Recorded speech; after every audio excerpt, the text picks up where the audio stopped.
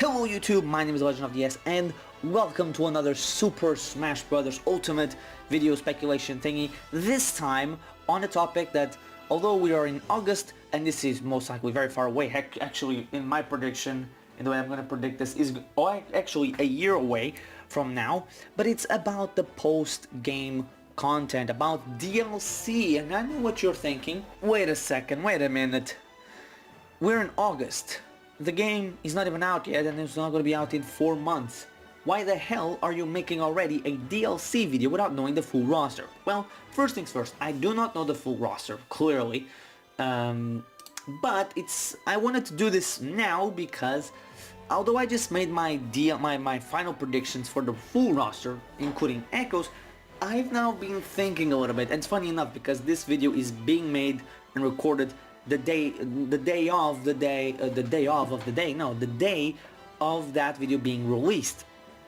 But I've done some thinking about the characters that have already been revealed for Smash Bros. Ultimate in a way, shape or form, and why am I doing it now? Well, because I wanted to do this now because, well, I kind of think, even looking at my predictions, I think a lot of things are going to be wrong, especially my main roster one, because I think a lot of the characters I predicted are too recent in some cases. Not that I think they're too recent they cannot be in the game. Rex and Pyra, the final designs were decided in 2016, so they have enough time to be in the game. The same thing for Springman and Ribbon Girl. But one thing that I've noticed is that I went back in time. I didn't go back in time. I went back to my Super Smash Bros. Ballot videos that I made 3 years ago. And the videos that I did, and I'm going to say in order the ones that I did and the name of each episode, I did 7 right before the ballot ended. The videos were basically predictions regarding Shovel Knight, Shantae, third parties in which I believe I'm not going to actually watch my old videos, mostly because I don't like to sound my own voice, actually just hearing it from it, and I don't really like to see my own videos. I don't know, I just don't like it. But at the very least in the thumbnail I had Rayman, Snake, Bayonetta and Banjo-Kazooie, which I also believe in the video spoke about Simon Belmont. I don't really remember, and other third-party characters. Then I did the video about Star Fox characters, most specifically Wolf and Crystal, then one on Isaac from Golden Sun, the Inklings, and finally King K. Rool. And I discussed all of these 7 topics and characters because these were the most talked about at the time. The 2 indie representatives in the shape of Shantae and Shovel Knight, the third-party ones in Rayman, Snake, Bayonetta, Banjo-Kazooie, and others, then the Star Fox characters, most specifically obviously Wolf and Crystal, and then obviously the other 3, King K. Rool, Inklings, and Isaac. And I wanted to mention this because it's very interesting. From those videos, in the thumbnail, the characters again on each thumbnail are Shovel Knight, Shantae, Rayman, Bayonetta, Snake, Banjo-Kazooie, Wolf, Crystal, Isaac, Inklings, and King K. Rool. Out of all of these, only 4 characters don't actually have a position in Smash as of right now, with Rayman, Banjo-Kazooie, Shantae, and Isaac being away from the party, with Shovel Knight and Crystal, I should say, being announced as assist trophies, Solid Snake and Bayonetta returning to Smash, and actually Bayonetta winning the ballot, the Inklings and King K. Rool being announced as brand new fighters. So obviously the newcomers for Super Smash Bros. Ultimate were all decided by the Smash ballot, or at the very least most of them were decided by the Smash ballot. I don't think the Inklings, for example, needed the Smash ballot to be in, but K. Rool, Chrom, Isaac, if he's in, most definitely did, and even Ridley was one. And you might be asking, well, you did all those, but why didn't you do Ridley or Chrom or Fire Emblem or Mario? Mostly because at the time, and look at Mario representation in Smash, the new one, we don't have a new one. Chrom, I didn't think it was possible, and Chrom and Ridley were not going to be DLC characters for Smash 4 because, you know, they were already in the game. But still, looking at it, every single character that I discussed was because they were high on every poll that I had seen, or at the very least in the top 10 of every single poll or fan-made poll I had seen for the ballot winners, and lo and behold, King K. Rool, Inklings are now a part of Super Smash Brothers, and they're newcomers. Snake, Bayonetta won the ballot, for crying out loud. Snake and Wolf are now back in Super Smash Bros. Ultimate. Shovel Knight is an assist trophy. So yeah, even if I always say when I look at the internet and I see a lot of people talk on the internet, I always think of like, doesn't matter, there's still, it's mostly an empty, it's a vocal minority. But looking at this made me realize that most characters that we're seeing in the ballot, that were part of the ballot, that were highly ranked in the ballot, most likely are the characters that we're gonna see as the final characters. So a Hunter from Monster Hunter is what I'm expecting, is one of the final newcomers, alongside Gino, alongside Isaac. There could be others, I'm trying to think. Maybe Rayman will finally make an appearance. I don't know.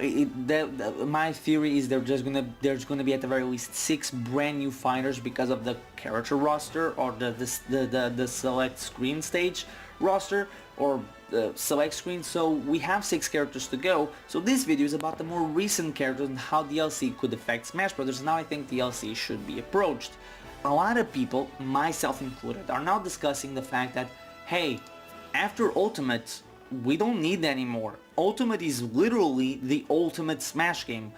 After this, just keep releasing this game over and over again in future systems and keep updating it. And I think that that first stage of doing that will be with what I think is going to happen for Super Smash Bros. Ultimate. That is, it's going to work a lot like other fighting games.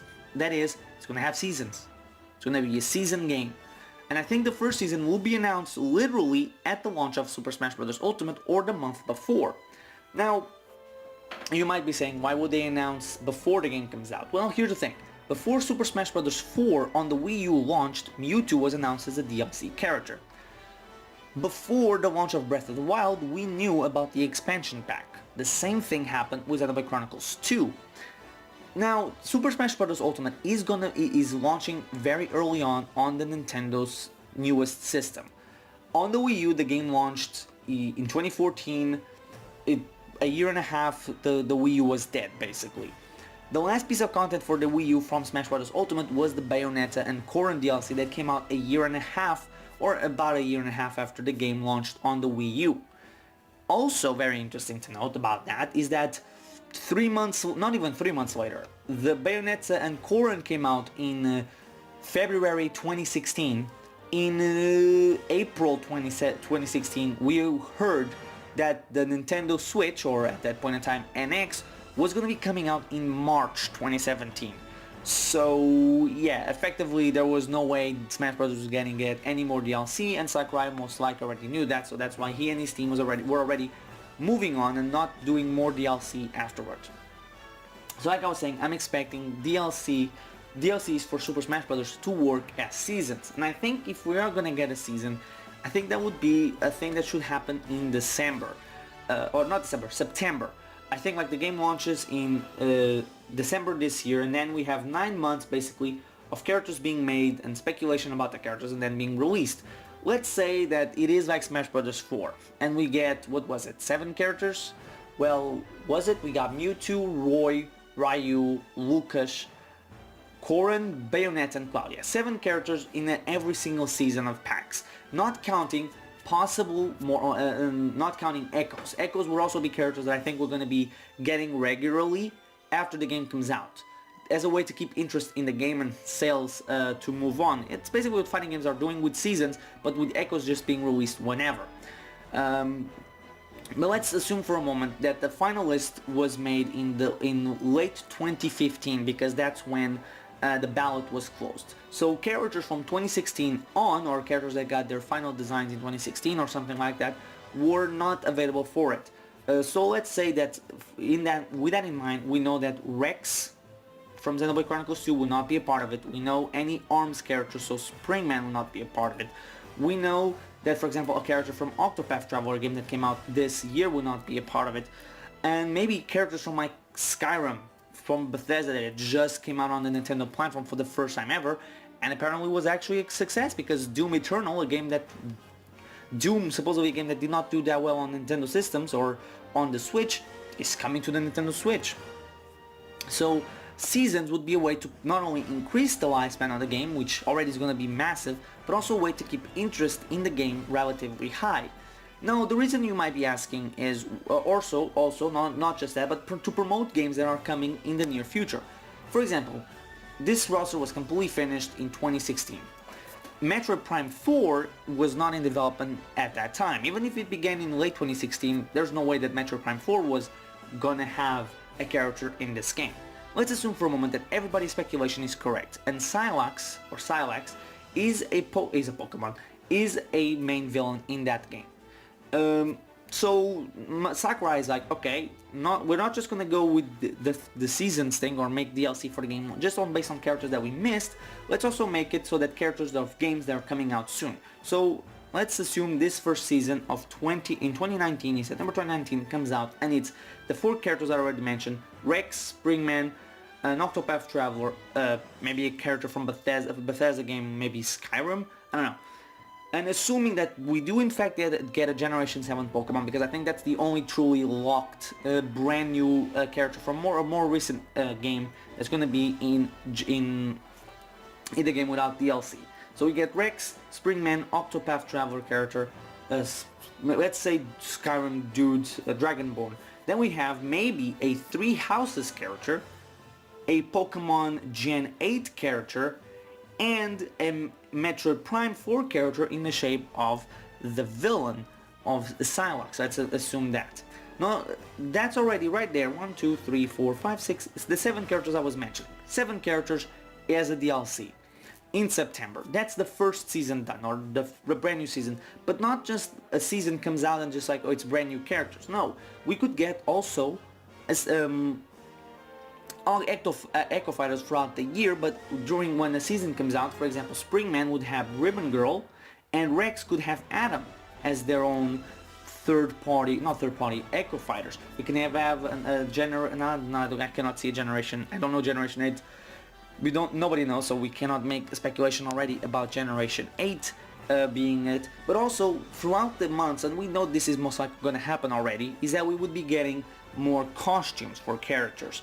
We would get more, we could get in the new season, not just more costumes, but also, let's say we get more assist trophies, maybe a new game mode. Obviously I'm not saying we should, but I think that's the way, and I think that's the best way to handle DLC for Smash 4, or Smash Ultimate. We have to remember, Smash Ultimate, it's such a massive game, and I don't even care if what I'm predicting becomes real. I don't. The game's already, the base roster is already good enough. But let's assume we have to think about this, because Nintendo is gonna want DLC in this game, even if it's just Echo Fighters coming after release, if it's just costumes coming out after release.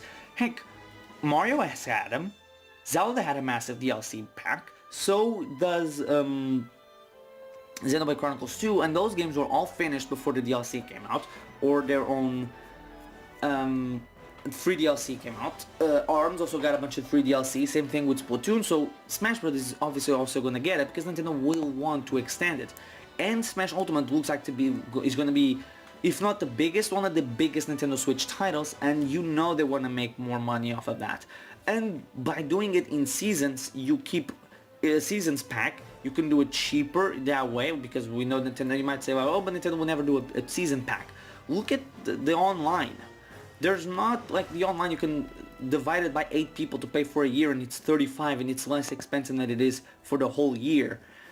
And it's also a way for Nintendo to promote not just brand new games or more recent games, or like games that came out in 2017 or 2018 that were particularly great and sold well. Not just 2017, but 2018, but also promote the more brand new games. And there's also a way for Nintendo to expand the life cycle of Super Smash Bros. Ultimate. Now, why am I saying that the first season or the season 2 should begin in September? Well, in August, we have EVO. So that's what I'm thinking. I'm thinking like in June, during E3, Nintendo announces like, yeah, the new season's coming and here's the first character. And bam, we have the first character announced. Let's say it's Rex.